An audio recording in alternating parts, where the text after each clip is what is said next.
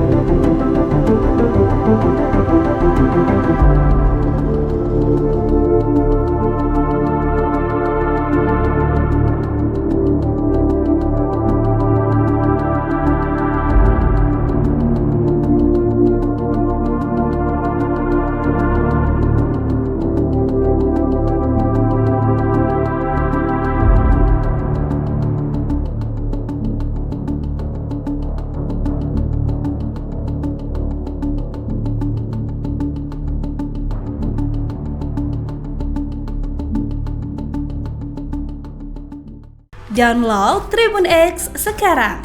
Menghadirkan lokal menjadi Indonesia.